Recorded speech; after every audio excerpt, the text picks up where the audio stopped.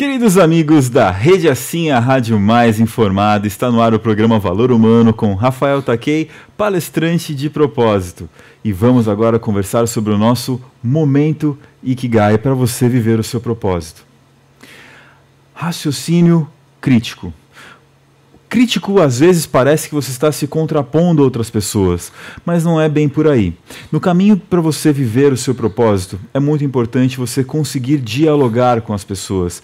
Existe um caminho antigo para essa jornada chamado dialética. Você entender que meras opiniões que você coleta ao longo da sua vida, os famosos achismos, a gente pode chamar de hipóteses, ou seja, ideias que ainda não foram devidamente comprovadas, certificadas. Devidamente testadas por um método científico, elas podem se transformar em teses. São as coisas que você acredita, sabe na sua vida, que não são verdades absolutas. Elas sempre estarão expostas a possíveis antíteses, aquilo que contradiz as suas teses. Hoje a antítese parece um inimigo, mas a verdade é que se você conseguir dialogar, observar e respeitar as suas antíteses, vocês serão capazes de criar sínteses, novas visões sobre o que você antes sabia e que agora aprendeu a pensar diferente. Falando sobre todo esse amor pelo saber, pelo discutir, pelo pensar e ter um raciocínio crítico, a gente tem aqui o Antenor Camargo, que vem conversar com a gente. Ele que é diretor da Fundação Logosófica de Taubaté, atua como engenheiro também na Novelli. Seja muito bem-vindo, Antenor. Obrigado, Rafael. É uma honra poder participar de um propósito tão elevado quanto o que vocês têm, né, nessa atividade de compartilhar conhecimentos em prol do bem da humanidade, pode-se dizer assim, né?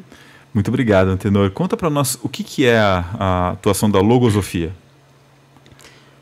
Rafael, a logosofia é uma ciência e, como toda ciência ou todo embasamento científico, ela tem que ser sustentada por um método. Então, a logosofia é uma ciência. Ela foi criada em 1930 por um pensador e humanista argentino chamado González Pecotti. Em 1935, ela veio para o Brasil. Ela iniciou suas atividades no Rio e em Belo Horizonte. Na década de 50, final da década de 50, 59, ela se estabeleceu também em São Paulo, capital. E a boa notícia é que ela está presente aqui em Taubaté há 5 anos, está fazendo aniversário até esse mês. Tá? E o objetivo dessa instituição é, como está lá na denominação, em prol da superação humana.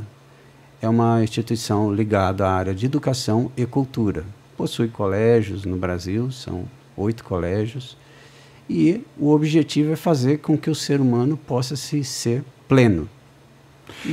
Essa evolução, essa plenitude, ela é alcançada através de uma jornada, né? Quais são os princípios principais dessa jornada? Olha, é interessante essa pergunta, que eu gosto muito dela no seguinte sentido. Muitas vezes algumas pessoas perguntam qual o seu propósito nesse processo, né? Talvez fosse essa uma pergunta que você ainda fosse me fazer. Eu levei muito tempo. Eu tenho que fazer uma ponte rápida aí com um elemento do passado para poder explicar. Tá? Eu sou de uma família em que, na minha casa, os meus pais, sempre a minha família foi maior do que a família biológica. Por quê? Porque meus pais mudaram para uma cidade próxima aqui, da cidade onde é a rádio. E os meus familiares, eles moravam em lugares muito pequenos, sem muito recurso.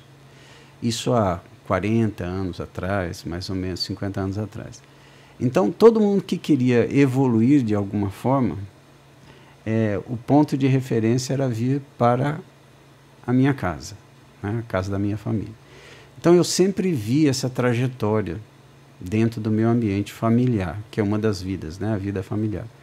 E isso sempre me causou assim, muita alegria de ver a luta deles, né, com os poucos recursos que possuíam, sempre influenciando na trajetória de outros familiares.